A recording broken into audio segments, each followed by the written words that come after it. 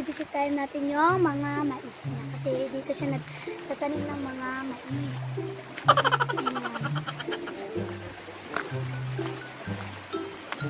So medyo maingay guys yung daloy ng tubig ko sa yung tubig.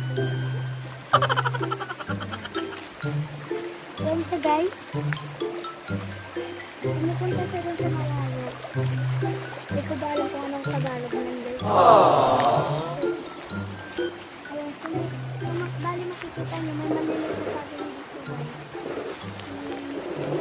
Marami kasi saging dito guys. Maraming nagtatanim ng saging dito. Pupunta tayo sa mais ni Mama. Ayan.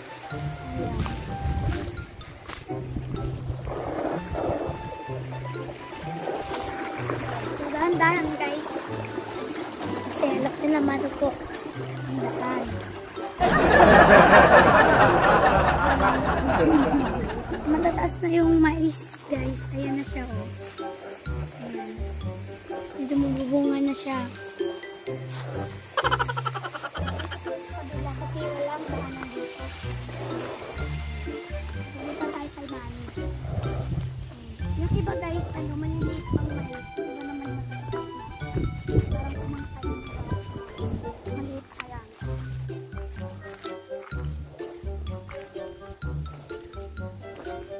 Ayan si Mami. So, hindi ko alam kung anong ginagawa niya guys. At, ayan. Bakit tubig na ba ngayon? Bonus pa. Eh, ba't nagpapatubig ka? Magaya. Baka malunod yung mais mo.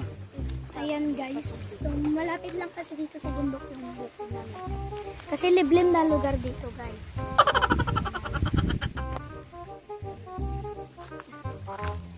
Yan, makikita yung mga mais guys. So, ang tangkad mo niya. Yung iba guys, maliit pa.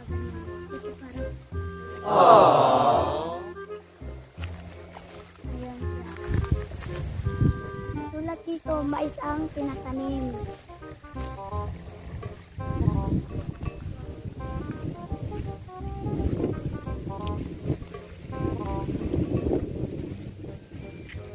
Tapos may makikita tayong kalakaw doon at yun yung mga pinagsisilungan nila kung nagtatanim sila ng mais.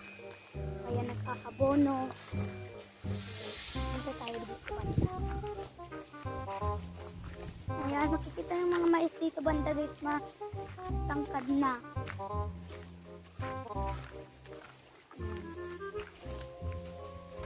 So, syempre daan-dahan tayo kasi tignan nyo naman ang daan. So guys, dito alam kung kaninong tanim dito. Alam ko sa inyo. Si mami mo.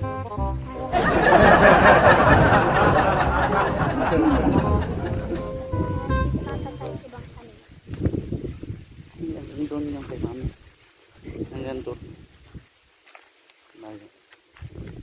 Ayan. Medyo Makati guys kasi maraming ayan, so lilipat tayo. Marami kasing ano guys, maraming damo. Makati yung mga damo guys. Malayo na tayo kay Mami. Ayan na, doon na natin nakikita. Wala kasing tao dito guys. A few moments later. Hi guys! Pauwi na kami dahil maluwag na rin naman ang araw. Ayan. Pauwi na tayo guys ha. Pauwi na. Pwede na!